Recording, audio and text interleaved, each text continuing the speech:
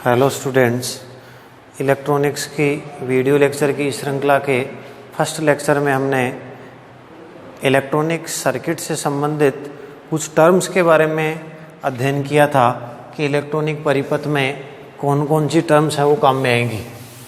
उसी कड़ी में आगे हम जैसे बात कर रहे हैं जाल, नेटवर्क की। नेटवर्क को हमने पिछली क्लास में डिफाइन किया था। हमने ये डेफिनेशन इस प्रकार से दी थी कि विद्युत स्रोतों, जनित्रों और चालक अवयवों जैसे प्रतिरोध, संधारित्र, प्रेरकत्व आदि के संयोजन से बने परिपथ या परिपथों के समूह को जाल कहते हैं। फिर जाल को हमने दो कैटेगरी में डिवाइड किया था, एक सक्रिय और एक निष्क्रिय। यहाँ हम जाल का वर्गीकरण एक नई प्रकार से करेंगे। जाल को कैरेक्टराइज अगर मैं करूं यहाँ तो तीन पार्ट में कैरेक्टराइज करूंगा। एक है 4 टर्मिनल, चतुर टर्मिनल जाल, 3 टर्मिनल नेटवर्क,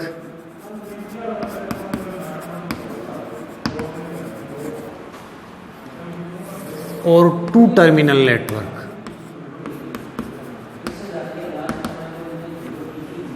तो जाल ये 3 प्रकार के हो गए, 4 टर्मिनल, चतुर टर्मिनल, 3 टर्मिनल और द्वि टर्मिनल जाल। इनको डिफाइन ऐसे करेंगे, सपोज जैसे ये कोई जाल है, ये नेटवर्क को किसी सिंबल से शो किया है हमने, किसी भी फॉर्म का हो सकता है। ये नेटवर्क है, एन शो कर रहा हूँ मैं।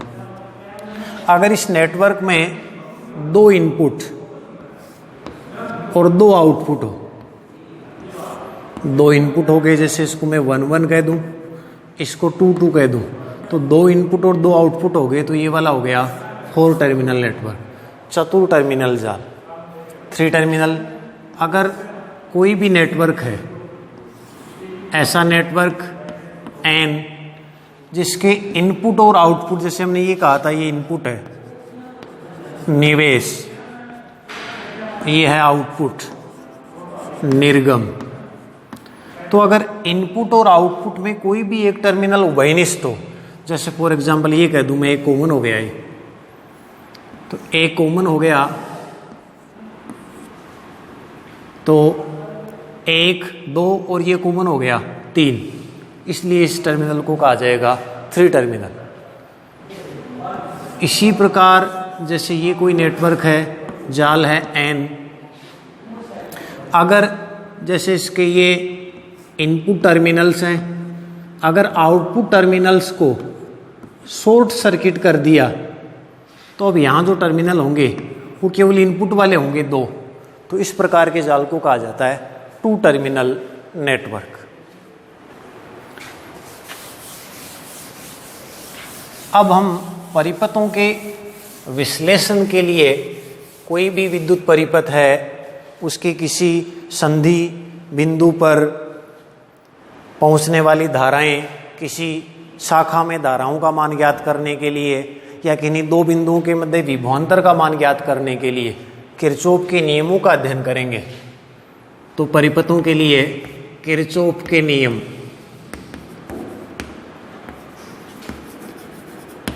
Kirchhoff's law. तो विद्युत परिपथों के विश्लेषण के लिए किरचॉफ के 2 नियम हैं। फर्स्ट नियम, किरचॉफ का प्रथम नियम,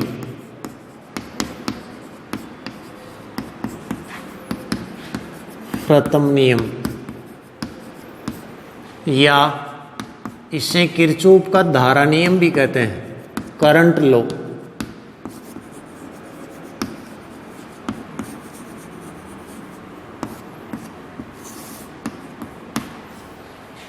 स्टेटमेंट कैसे देंगे इसका कथन? किरचॉफ के प्रथम नियम के अनुसार परिपथ की किसी संधि बिंदु पर, संधि की परिभाषा हमने पहले पढ़ी है, संधि बिंदु पर धाराओं का बीजगणितीय योग है वो 0 होता है। अर्थात मैथमेटिकल फॉर्म में मैं लिखूं तो बीजगणितीय योग को लिख दूं मैं, समेशन ऑफ i = 0। ये किरचॉफ के प्रथम नियम का गणितीय रूप हो गया कि किसी संधि बिंदु पर धाराओं का बीजगणितीय योग 0 होता है। एक्सप्लेन करने के लिए, फॉर एग्जाम्पल मैं ये कंसिडर कर रहा हूँ, सपोज ये कोई संधि बिंदु है, इस संधि बिंदु पर ये अलग अलग शाखाएं हैं।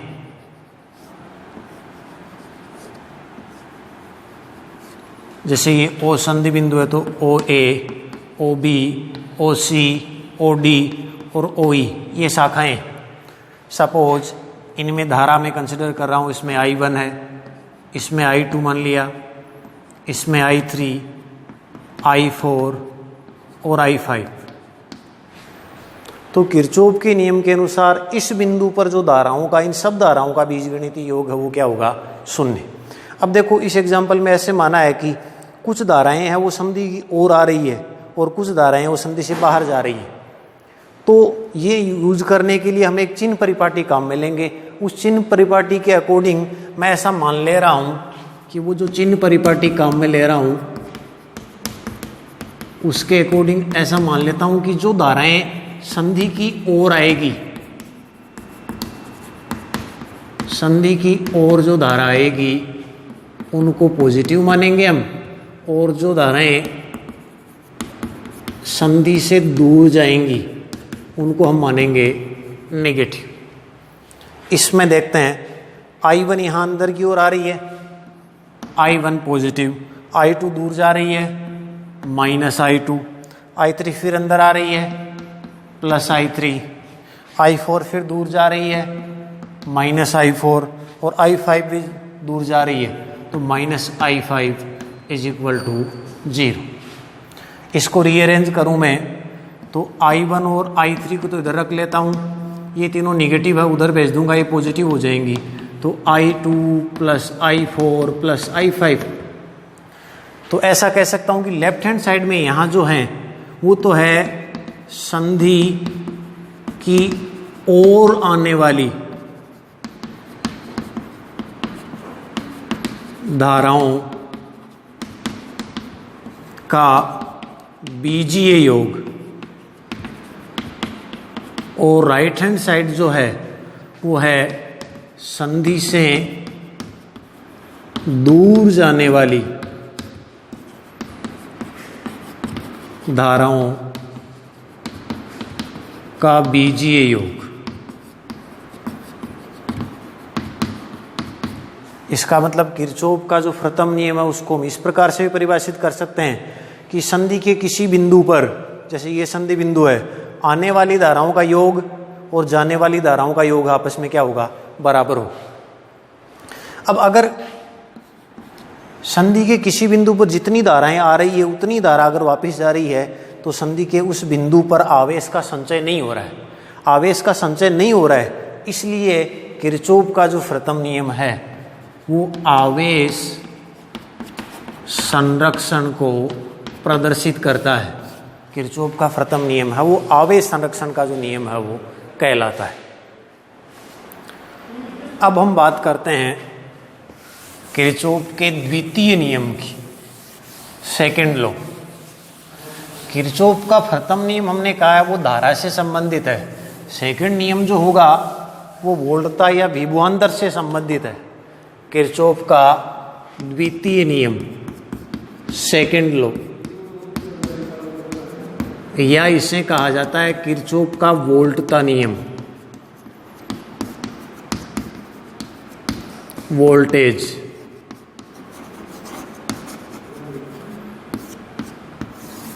प्रथम नियम में हमने ये कहा था कि संधि बिंदु पर धाराओं का बीजगणितीय योग 0 होता है, मतलब धारा की बात की थी, यहां बात करेंगे वोल्टता की। स्टेटमेंट इसका कथन ये है, कोई भी विद्युत परिपथ होगा, सपोज एक विद्युत परिपथ बना रहा हूं मैं, ये प्रतिरोध, यहां एक बैटरी,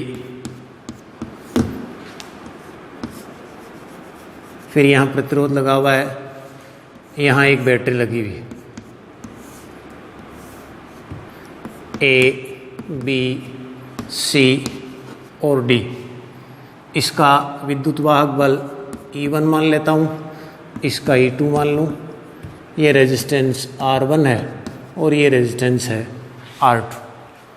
तो किरचॉफ का द्वितीय नियम ये कह रहा है कि किसी भी परिपथ में निश्चित दिशा में चलते हुए, निश्चित दिशा जैसे मैं ये कंसिडर कर लूँ कि मैं ए से बी सी डी और वापिस ए तक इस पथ को फॉलो करूँगा, जैसे फॉर एग्जांपल ये पथ मान लो मैं इधर वाला, तो किसी निश्चित दिशा में चलते हुए वोल्टताओं का जो बीजगणितीय योग है वो शून्य होगा। अर्थात गणितीय रूप में लिखूंगा तो summation of v is equal to 0। किसी निश्चित दिशा में चलते हुए वोल्टताओं का बीजगणितीय योग है वो शून्य होता है। अब इसको अगर हम जैसे इस एग्जाम्पल के थ्रू अगर शो करें हम, तो हमने ये जो सर्किट माना है उसमें बैटरी हैं 2 और 2 प्रतिरोध लगे हुए हैं। तो बैटरी लगी होगी, परिपथ में धारा बहेगी। मैं मान लेता हूँ कि धारा है वो इस दिशा में बह रही है, इसमें ऐसे मान लिया धारा I बह रही है इसमें।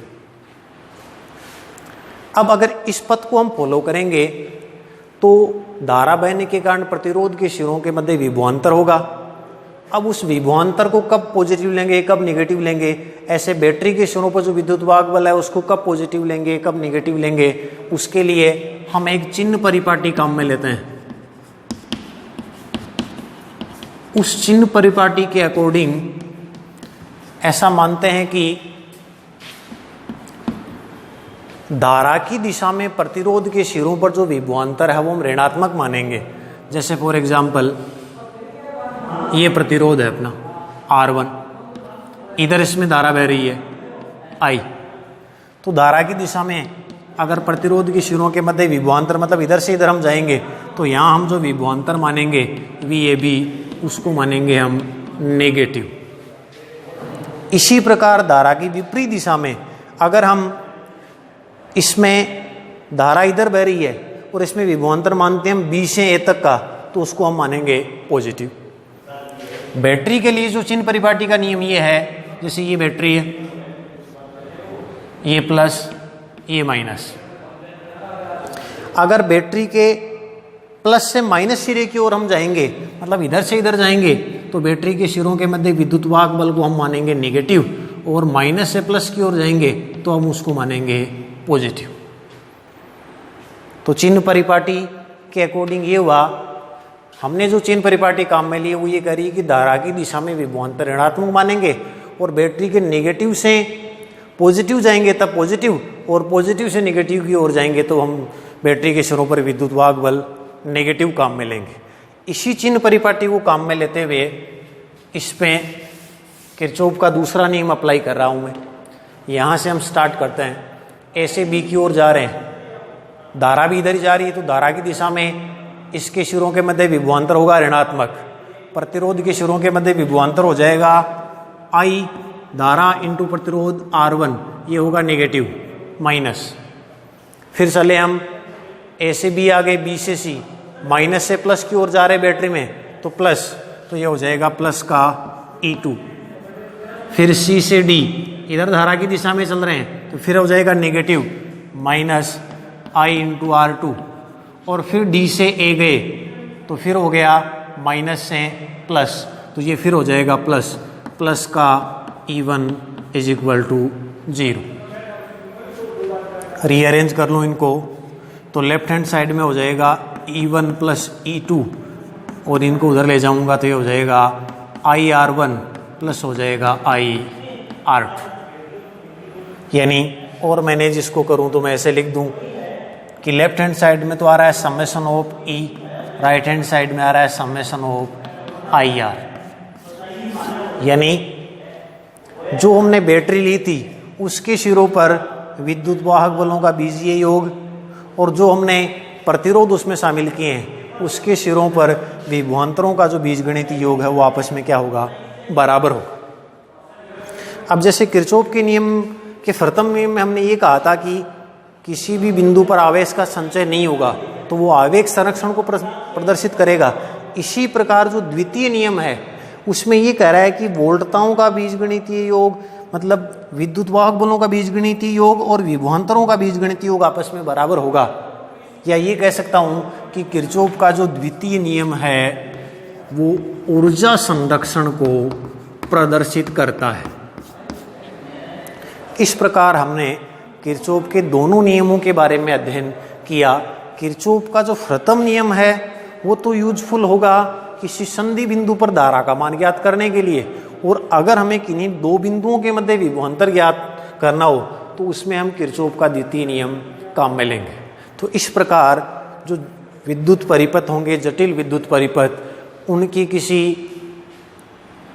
संधि पर धारा का मान ज्ञात करने, किन्हीं दो बिंदुओं के मध्य विभवांतर ज्ञात करने के लिए किरचॉफ के जो नियम है वो उपयोगी है। धन्यवाद।